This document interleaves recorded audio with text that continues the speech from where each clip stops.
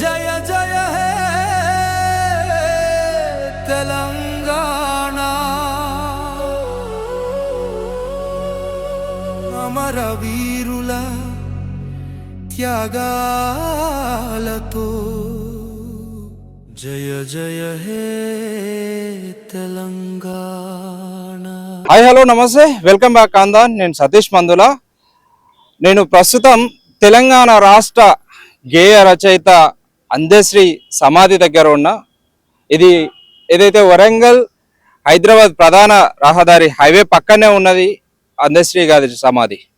అందశ్రీ గారు చనిపోయి నెలలు కావస్తున్నా ఏదైతే ఇదే స్థలంలో ఇక్కడనే అందశ్రీ గారిని ఖననం పూడ్చి పెట్టడం జరిగింది. సో ఇక్కడనే గౌరవ శ్రీ ముఖ్యమంత్రి రేవంత్ రెడ్డి గారు, తెలంగాణ రాష్ట్ర ముఖ్యమంత్రి రేవంత్ రెడ్డి గారు ఈ యొక్క ప్రదేశాన్ని ఒక స్మృతివనంగా చేస్తా అని చెప్పేసి ఆయన చనిపోయిన రోజు, అందశ్రీ చనిపోయిన రోజు అనడం జరిగింది. ప్రస్తుతం మనం చూస్తున్నటువంటి స్మృతివనం పరిస్థితి ఈ విధంగా ఉంది. ఒకసారి చూడొచ్చు. ఎలాంటి దీనికి సెక్యూరిటీ లాంటిది కూడా ఎలాంటిది కూడా లేని విధంగా మనకు చాలా స్పష్టంగా కనిపింది. ఒకసారి చూడొచ్చు. ఇదే అందశ్రీ గారి పూడ్చిపెట్టినటువంటి స్థలం ఇది. ఒకసారి ఇట్రా, అందశ్రీ గారిని పూడ్చిపెట్టినటువంటి స్థలం ఇది. ఒకసారి మనం చూడొచ్చు. తెలంగాణ రాష్ట్ర గేయ రచయితకి ఈ దుస్థితి, అంటే స్మృతివనం కడతా అని చెప్పేసి దాదాపు అందశ్రీ గారు చనిపోయి నెలలు కావస్తున్నా కూడా స్మృతివనం పరిస్థితి ఈ విధంగా ఉంది. ఇది అందశ్రీ గారి సమాధి.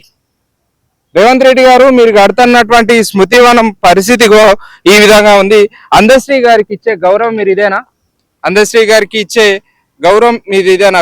అమరహై అందశ్రీ. ఇది ఒకసారి చూడొచ్చు మనం. ఇది అందశ్రీ గారి సమాధి వద్ద మనం ఉన్నాం.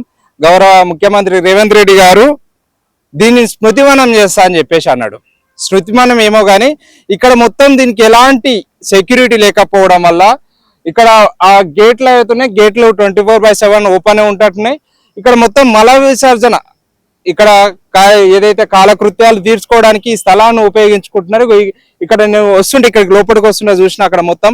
అదేవిధంగా సాయంత్రం అయితే నైట్ అయిపోతే ఇక్కడ ఏం జరుగుతుంది అనేది మనకి అర్థం కానటువంటి పరిస్థితి. ఒక రాష్ట్రానికి ఒక అద్భుతమైనటువంటి గేయాన్ని అందించినటువంటి పరిస్థితి, అందశ్రీ గారి పరిస్థితి ఈ విధంగా ఉంది. అతను చనిపోయినా కూడా ఏదైతే అతనే పాడిండు, మాయమైపోతున్నాడమ్మా మనిషి అన్నవాడు, మచ్చుకైనా లేడు చూడు మానవత్వం ఉన్నవాడు అని. ముఖ్యమంత్రి రేవంత్ రెడ్డి గారు అందశ్రీ గారి పాడె మోసినప్పుడు మేము అనుకున్నాం, అయ్యా ముఖ్యమంత్రి గారు నిజంగా ఇలాంటి ముఖ్యమంత్రి గారిని ఎప్పుడు చూడలేము మేము అని చెప్పేసి. కానీ ఈరోజు ఆయన ఇచ్చినటువంటి మాట తప్పినట్టు మనకి చాలా స్పష్టంగా కనిపిస్తుంది. ఈ తెలంగాణ రాష్ట్రంలో వందలాది మంది విద్యార్థులు, వేలాది మంది విద్యార్థులు కొట్లాడి తెచ్చుకున్నటువంటి తెలంగాణలో, బలిదానాలు చేసుకొని తెచ్చుకున్నటువంటి తెలంగాణలో ఏదైతే తెలంగాణ ఏతరుల బొమ్మలు మన తెలంగాణ నడిబొడ్డున పెట్టుకుంటున్నాం, కానీ తెలంగాణ రాష్ట్రం కోసం కొట్లాడినటువంటి, తెలంగాణ రాష్ట్రానికి ఒక అద్భుతమైనటువంటి గేయాన్ని అందించినటువంటి అందశ్రీ గారి పరిస్థితి ఈ విధంగా ఉంది. అందశ్రీ గారి సమాధి పరిస్థితి ఏ విధంగా ఒకసారి చూడండి. ఏముంది, 4 రోజులు అయితే వానలు పడతాయి. వానలు పడితే ఆ భూమి కూడా, ఉన్న భూమి కూడా మొత్తం ఒకే విధంగా ఏదైతే బొందలాగా వేసింది ఇది కూడా లేవలేటువంటి పరిస్థితి. అంటే కొన్ని రోజులు పోతే ఇది ఇక్కడ అందశ్రీ గారిని పూడ్చి పెట్టిరని ఆనవాళ్ళు కూడా లేకుండా అయిపోతుంది. వానాకాలం పూర్తిగా ఆనకాలం వస్తే ఏముంది, ఈ మట్టి అంతా ఒకే విధంగా లేవలైపోతుంది.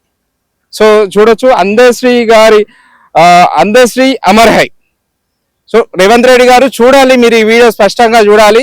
మీరు ఇచ్చినటువంటి మాట ఏమైంది, స్మృతివనం మాట ఏమైంది?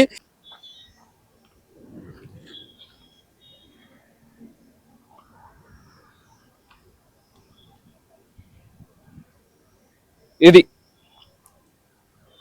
చెప్పాలి. దీనికి మరి ముఖ్యమంత్రి రేవంత్ రెడ్డి గారు ఏం సమాధానం చెప్తారో చెప్పాలి. ఇగో తెలంగాణ కోసం గేయాన్ని అందించినటువంటి అందశ్రీ గారి పరిస్థితి ఈ విధంగా ఉంటే తెలంగాణ ఏతరుల బొమ్మలు ఇలా నగరం నడిబొడ్డు మీద మనకు చాలా స్పష్టంగా అంగరంగ వైభవంగా మీరు ఆవిష్కరణ చేస్తున్నారు. సో మీరు వారి మీద ప్రేమ ఉంటే మీరు చేసుకోండి, దానికి మేము అడ్డుపడం. కానీ తెలంగాణ రాష్ట్రానికి గేయాన్ని అందించినటువంటి ఈరోజు మొత్తం ఒక గొప్ప గేయాన్ని అందించినటువంటి కవి యొక్క పరిస్థితి ఈ విధంగా ఉంది. స్వయంగా మీరే చెప్పినారు, మీరే పాడమోసినారు, మీరే ఇక్కడికి వచ్చి ఇదే స్థలంలో మీరే మాట ఇచ్చినారు. ఇచ్చిన మాట తప్పి ఇలా ఏంది ఈ పరిస్థితి? దీనికి సమాధానం చెప్పాల్సిన అవసరం ఉంది. అదే విధంగా తెలంగాణ ఉద్యమకారులు కూడా రండి, వచ్చి అందశ్రీ గారి పరిస్థితి చూడండి, ఈ సమాధి దగ్గర రండి, ఒకసారి చూడండి, మనం చూడొచ్చు అందశ్రీ గారి సమాధి.